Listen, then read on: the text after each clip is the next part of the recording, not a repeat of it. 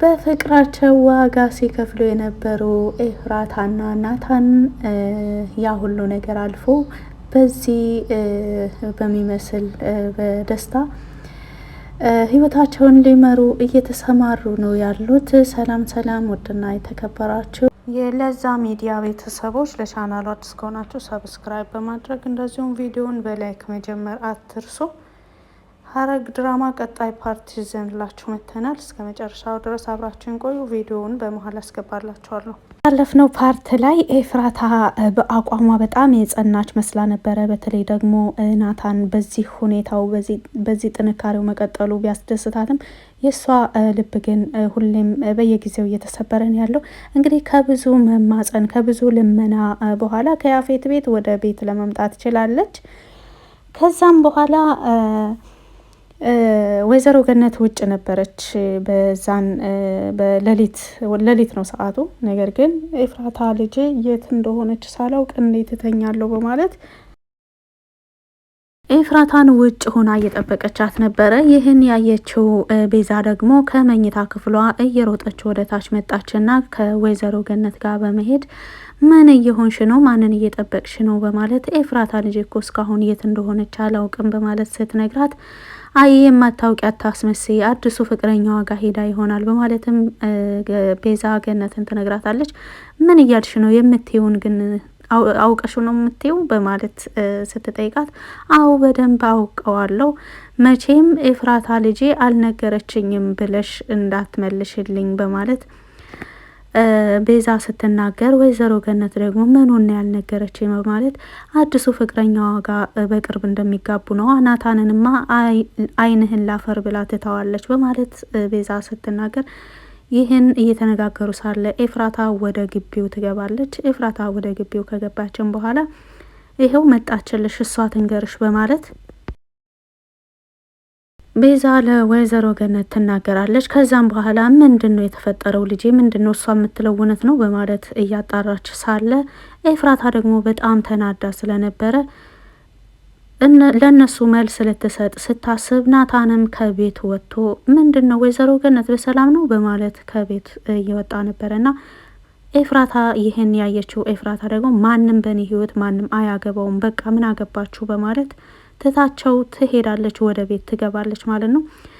ምንድን ነው የሆነችው ልጄ? ምን ሆና ነው በማለት በመጨናነቅ ወይዘሮ ገነትም ልትወድቅ ስትል ናታን ሄዶ ይደግፋታል። ናታንና ቤዛ ወይዘሮ ገነትን ወደ ቤት ያስገባሉ። ከዛም በኋላ ናታን በጣም ልቡ ተሰብሯል፣ በጣም አዝኗል። ናታንን ጠጋ ብላ ወይዘሮ ገነት ምን እንደተፈጠረ በእነሱ መካከል አለመስማማት አለ ወይ የለም ወይ የሚለውን ነገር ከናታን ለማጣራት ሞከረች። ናታንም እኔም እንዳንቺ በጣም ግራ ገብቶኝ ነው ያለሁት በማለት መልስ ይሰጣል። እንዴት ግን አስቻለህ በማለት ስትጠይቀው አይ ወይዘሮ ገነት ልብ ተከፍቶ የሚታይ ቢሆን ከፍቼ ባሳይሽ ደስ ይለኝ ነበር በማለትም መልስ ይሰጣታል። ይህን መልስ ለወይዘሮ ገነት የሰጠው ኤፍራታ ለሌላ ሰው መሆኗን አስችሎት አስደስቶት እንዳልሆነና ልቡ ከምንም በላይ ሰው ከሚያስበው በላይ እንደተሰበረ ለመግለጽ ነው ይህን መልስ የሰጣት። ይህንን የተረዳቸው ወይዘሮ ገነት ደግሞ አይዞህ ልጄ ሁሉም ያልፋል፣ የሆነ ነገር አስገድዷት ሊሆን ይችላል በማለት ናታንን እያጽናናቸው ነበረ። ናታንም ልክ እንደ ልጇ አድርጋ ስለምታየው ወደ እሷ ጠጋ እንድልና የእረፍት ስሜት እንድሰማው ጸጉሩን በመዳበስ አይዞህ ልጄ ያለህበት ሁኔታ በጣም ከባድ መሆኑን አውቃለሁ፣ ነገር ግን የማያልፍ ነገር የለም።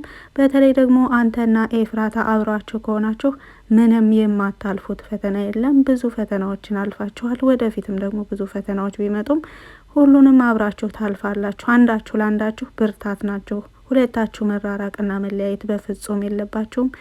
እኔ በራሴ መፍታት የምችለው ነገር ካለ በራሴ የምችለውን ነገር ሁሉ አደርጋለሁ። አንተም ተስፋ አትቁረጥ ልጄ በማለት ተስፋ የሚሰጡ ምክሮችን እየመከረች ጸጉሩን እየዳበሰችለት ነበረ።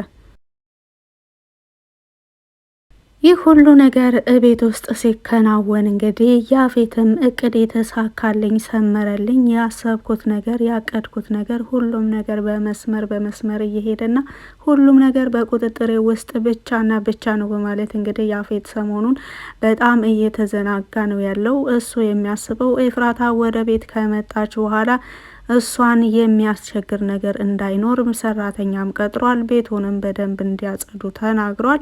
ሰራተኛዋ እንግዲህ ወይዘሪት ኤፍራታ ወደ ቤቴ ስትመጣ እንደ ንግስት አድርገሽ ተንከባከቢ በማለትም እንደዚሁም ስለ ሰራተኛይቱም ኤፍራታንም ጠይቋት ነበረ። ኤፍራታዬ አዲስ የቀጠርኳት ሰራተኛ ካልተመቸችሽ አስወጣታለሁ ንገሪኝ በማለት ይህንን ንግግር ያልወደደችው ኤፍራታ ደግሞ እሷ ምንም አላደረገችኝም በማለት መልስ ትሰጣለች። አዎ ወድጃታለሁ ትስራበት በማለትም መልስ ትሰጣለች።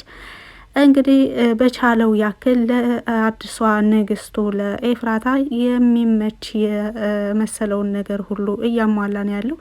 ነገር ግን እነ ጽዮን ደግሞ እንግዲህ ጽዮንና ቤዛ ተጣልተዋል።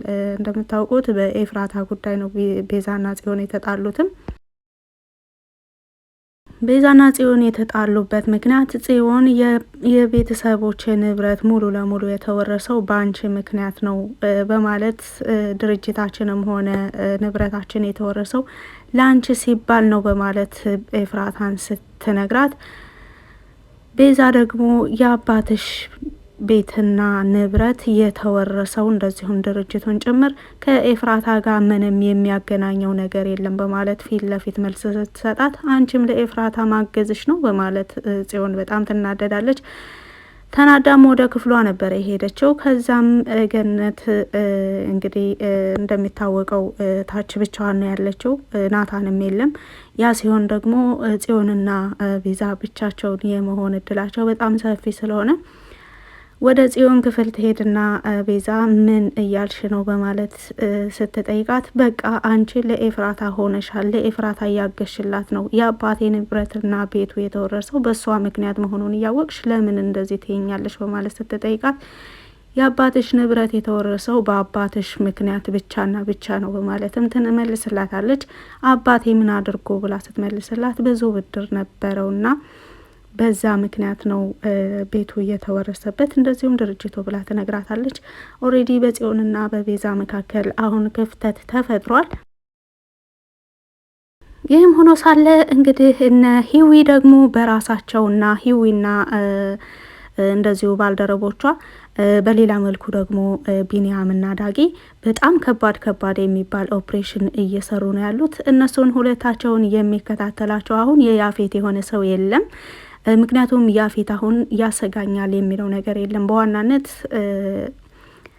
ናታን እውነቱን እንዳያውቅ ታዛለች። እውነቱንም እንዲያውቅ አላደረገችም ኤፍራታ። ምክንያቱም ናታን እውነቱን ካወቀ ወይን እጁን ይሰጣል ወይም ደግሞ ወደ ሆነ መፍትሄ ማፈላለጉ አይቀርም። ነገር ግን አሁን ናታን ባዘዛት መሰረት ያፌት ባዘዛት መሰረት ናታን ምንም ነገር ማወቅ የለበትም፣ የሰራውንም ስራ ማወቅ የለበትም፣ አንቺም ደግሞ ተገደሽ እንደሆነ ማወቅ የለበትም ባላት መሰረት በዛው እሱ ባዘዛት መሰረት ነው እያስኬደች ያለችው። ስለዚህ ያፌትን የሚያስጨንቀው ነገር ብዙም ስለሌለ በጣም ራሱ ላይ በመተማመን በተዘናጋበት ወቅት ነው እንግዲህ እነ ሂዊ የቻሉትን ያክል የተለያዩ ፋይሎችን እየፈለጉና እያገኙ ያሉት።